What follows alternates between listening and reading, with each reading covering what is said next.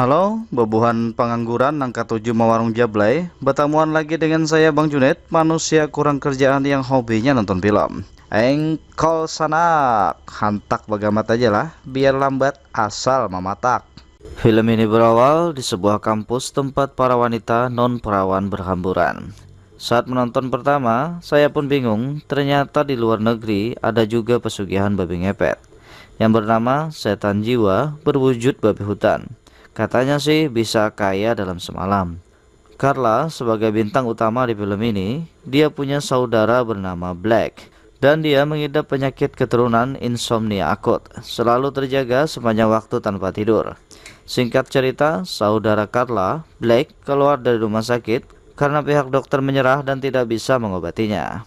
Carla menyarankan agar saudaranya diobati pakai terapi narkoba. Dokter pun menolaknya karena ilegal. Penolakan dokter bukan tanpa alasan, karena ibunya Carla juga mengidap insomnia akut seperti Black, yang juga pernah dirawat praktik ilegal ini, yang akhirnya meninggal dunia. Dokter pun takut hal itu akan terjadi lagi. Akhirnya, Black dibawa pulang. Esok harinya, Carla bertemu Dr. Robert dan ditawari perawatan untuk Black di rumah sakit bawah tanah yang telah ditinggalkan. Katanya sudah ada 2 pasien seperti Black yang juga dirawat di sana. Carla yang dibujuk Dr. Robert dan memang tidak ada jalan lain karena dokter menyerah merawatnya. Carla menyetujuinya dengan perjanjian pengobatan saudaranya. Akhirnya Black dibawa ke rumah sakit bawah tanah untuk dirawat. Mereka masuk ke ruang bawah tanah menggunakan lift. Lalu mereka sampai di sebuah ruangan yang mirip ruang interogasi seperti di film-film Korea gitu, yang punya cermin satu arah yang tembus pandang. Singkat cerita, Black dirawat bersama 2 orang lainnya. Disinilah segala keanehan dan adegan kerasukan mulai terjadi. Saat Carla dan Patrick sedang mengobrol, mereka tidak sadar dengan perubahan Black yang matanya berubah putih. Adegan selanjutnya dimulai hari Selasa. Adapun tanggalnya saya pun tidak tahu, karena pas saya tanya si Carla, dia tidak pernah menjawabnya. Di sebuah ruangan di bawah tanah, Carla dan Alice sedang mengerjakan sesuatu. Mereka pun asik ngobrol sambil bekerja. Sampai akhirnya Alice tertidur. Carla pun mendengar suara-suara aneh di ruangan itu. Setelah didengarkan secara seksama, suara itu berasal dari balik lemari. Carla pun perlahan berjalan mendekati lemari itu. Setelah menggeser buku di rak, dia menemukan sebuah lubang. Karena penasaran, Carla mencoba menggeser lemari, tapi tidak bisa. Carla pun membangunkan Alice untuk membantunya menggeser lemari. Setelah berhasil, mereka menemukan lubang di dinding, yang di dalamnya ada sebuah kotak. Di dalam kotak, mereka menemukan sebuah kamera dan video rekaman, serta sebuah jurnal catatan tentang setan. Setelah memutar rekaman, Carla pun kaget. Itu adalah rekaman ayahnya, William, bersama dengan seorang pastor dan juga ada Dr. Robert di sana. Mereka sedang merawat ibunya, Carla. Carla berencana menyerahkan rekaman tersebut kepada Dr. Robert, tapi Alice melarangnya dan menyarankan untuk menonton semua rekaman sebelum mengambil keputusan menyerahkan atau merahasiakannya. Tapi tiba-tiba mereka dikejutkan dengan suara langkah kaki. Mereka pun bergegas mengembalikan kotak ke tempat asalnya dan menggeser lemari ke tempat semula.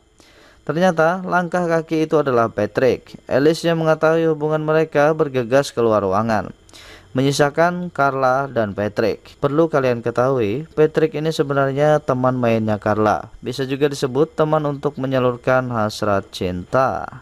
Rabah waluh. Dan ternyata mereka lagi marahan. Tanpa bicara, Carla meninggalkan Patrick sendiri di ruangan itu. Saya pun tidak tahu penyebabnya. Mungkin Carla lagi sensi karena lagi datang bulan kali ya. Carla pun masuk ke ruangan perawatan Black. Namun Black bertingkah aneh. Dia diam dan duduk mematung. Dan wanita di samping Black juga dirawat mengigau tak karuan. Lalu Carla memeriksanya. Namun tiba-tiba Carla mendengar di belakangnya bunyi kertas robek. Setelah dia menoleh, ternyata itu Black yang sedang merobek Alkitab, persis seperti anak kecil di adegan awal video ini. Lalu muncul pertanyaan di benak saya, apakah anak kecil itu adalah Black kecil? Setelah saya menonton video ini sampai selesai, ternyata anak kecil itu bukan Black. Itu adalah orang lain yang dirasuki oleh setan seperti Black. Dari sini kita bisa menyimpulkan kalau setan yang mengganggu mereka adalah setan yang sama. Adegan selanjutnya di hari Rabu, masih tanpa tanggal seperti sebelumnya. Kali ini ada Patrick yang lagi baik-baikin si Carla. Biasalah laki-laki, kalian sudah pasti tahu kalau laki-laki berdua sama pacar mau ngapain coba. Namun lagi-lagi Patrick dimarahi oleh Carla, dicampakkan, ditinggal pergi pas lagi sayang-sayangnya. Setelah itu Carla kembali mengunjungi Black, dan dia sekali lagi melihat kotak mainan Black dipindahkan ke lantai. Sambil berjalan untuk mengambilnya, Carla berkata, "Siapa yang terus memindahkan mainan ini?" Lalu dijawab, Carla bingung siapa yang menjawabnya, karena Black asik makan dan Angel memperhatikan Black. Lalu kembali ke ruangan kerja, mereka meneruskan menonton rekaman yang mereka temukan. Terlihat William, ayah Carla, berdebat dengan Pastor Francis. Juga ada Dr. Robert yang ikut membantu William mendebat Pastor Francis. Ternyata mereka memperdebatkan keyakinan. Pastor Francis meyakini kalau Sarah, istri William, kerasukan. Sedangkan William tidak mempercayainya karena dia seorang ateis. Istilah perdebatan mereka, muncullah sosok Sarah, entah dari mana, dan rekaman pun rusak. Mereka menyetel ulang rekaman sekali lagi dan sosok Sarah sudah tidak ada lagi. Kejadian itu sontak membuat mereka kaget. Saat itulah keyakinan mereka sebagai ateis mulai goyah. Di rekaman berikutnya, mereka dikagetkan dengan perilaku Sarah, ibu Carla, yang merobek-robek Alkitab persis sama seperti yang dilakukan oleh Black. Carla sekali lagi dibuat kaget dan menghentikan rekaman. Lalu berkata pada Alice, "Jangan menonton lagi tanpa aku." Dia langsung berlari menuju ruangan Black dirawat. Karena takut, Black berperilaku aneh lagi. Lalu Carla mengambil jarum suntik yang berisi obat penenang untuk menyuntik Black. Di samping Black terlihat Angel yang ketakutan. Karena penasaran, Carla lalu mendekati Angel di tempat tidurnya. Saat itulah Angel mengatakan kepada Carla bahwa Black selalu berbisik pada seseorang, tapi tidak ada orang di sana. Carla kaget dan mendorong Angel sambil menenangkannya dan bergegas meninggalkan ruangan itu.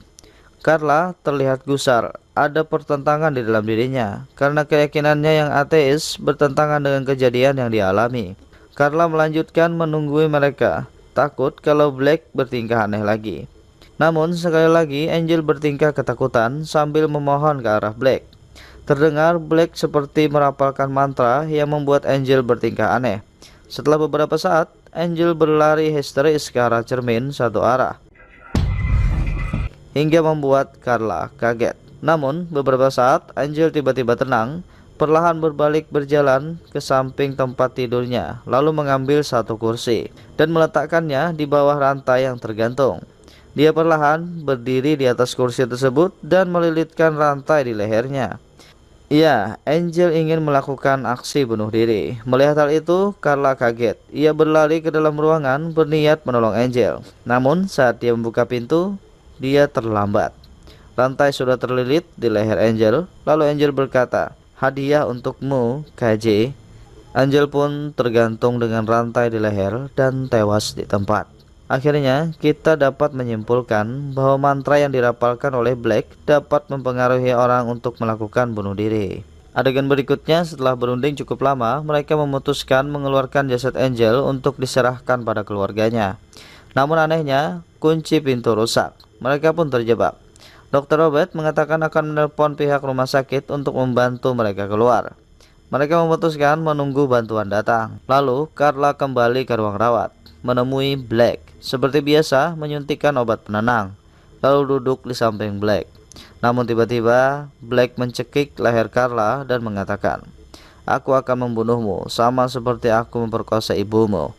Carla lari ketakutan dan mengunci pintu kembali. Di kamarnya terlihat Alice sedang mempelajari jurnal milik Pastor Francis yang mereka temukan bersama dengan rekaman di balik lemari, dan mencoba untuk mencari jawaban atas keanehan yang menimpa mereka. Kembali di ruang tunggu, sekali lagi Patrick mendekati Carla. Namun tanpa diduga, kali ini Patrick berhasil. Carla luluh dibuatnya.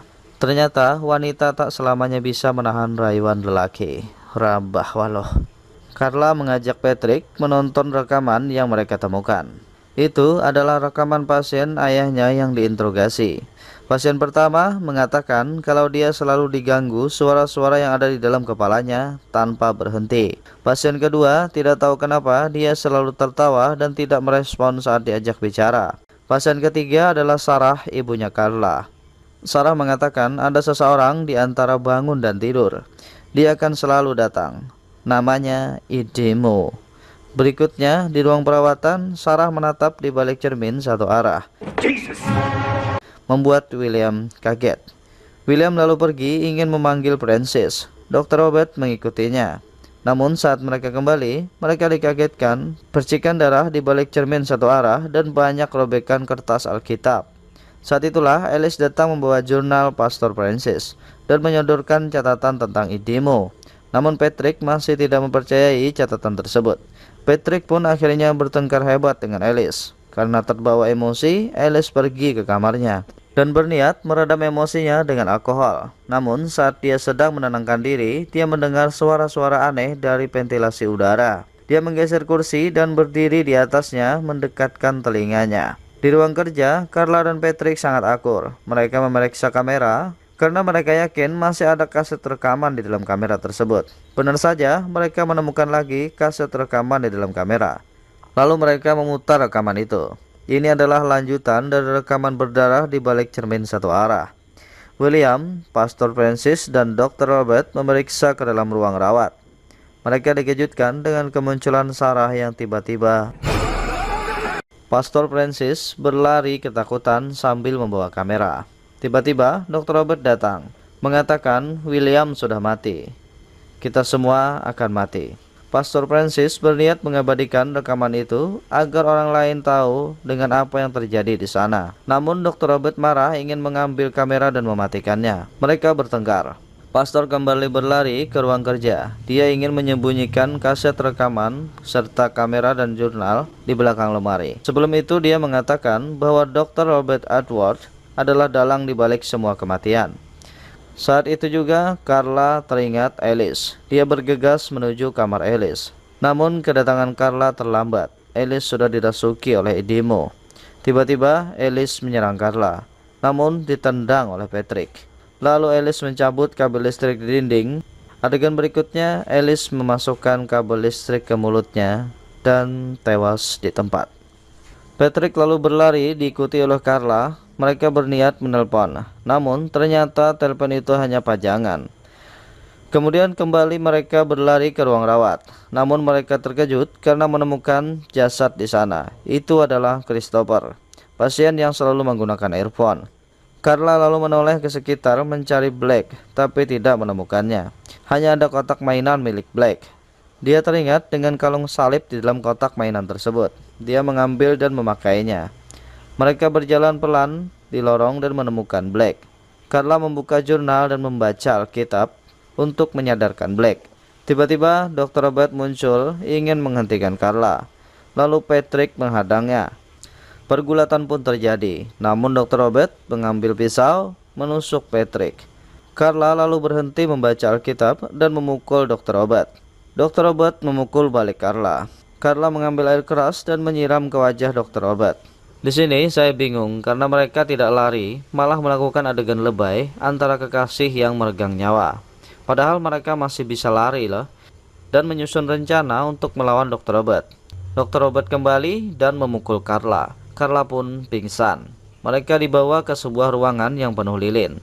Setelah Carla mulai sadar, Dr. Robert perlahan mendekatinya. "Kenapa kau tidak membunuhku?" ucap Carla. Dr. Robert berkata, semakin banyak iblis mengkonsumsi, dia semakin menjadi kuat. Ternyata semakin banyak iblis Idemo membunuh, semakin kuat dia. Dan Dr. Robert adalah pengikut Idemo. Jadi jelas sudah bahwa semua orang yang pernah dirawat dan semua orang yang ada di ruang bawah tanah adalah tumbal yang digunakan Dr. Robert untuk memuja iblis Idemo. Dr. Robert lalu membakar jurnal milik Pastor Francis tersebut, karena jurnal itu berisi kelemahan Idemo. Di sini, Dr. Robert mengungkapkan rahasianya. Ternyata, Robert adalah anak laki-laki yang ada di awal adegan film ini.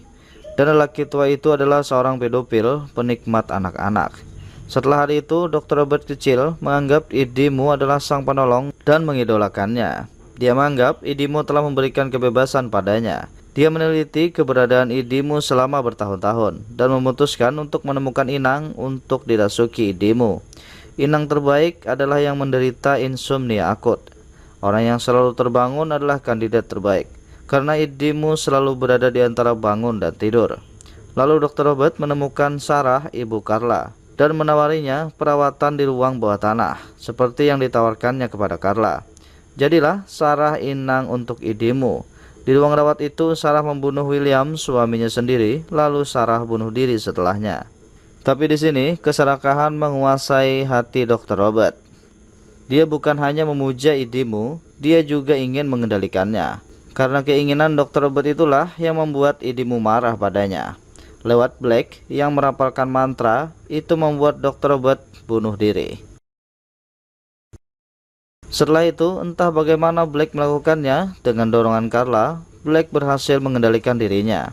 Dan sang iblis idimu dipaksa keluar dari tubuh Black, berteriak dan melarikan diri. Akhirnya mereka berdua selamat.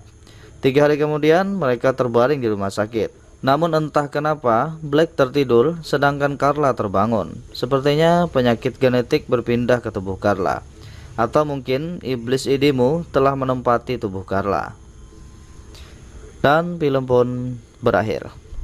Saya rasa tidak perlu ada penjelasan lagi dari saya, karena saya yakin kalian pasti memahami alur ceritanya dengan baik. Saya hanya bisa mengucapkan terima kasih kepada kalian yang telah setia menonton editan video saya yang seadanya ini. Hanya sekedar dukungan, sudi kiranya kalian subscribe channel JC7 ini, agar saya semakin semangat lagi untuk upload videonya. Akhir kata, ulun ucapkan terima kasih dan salam anak Banua.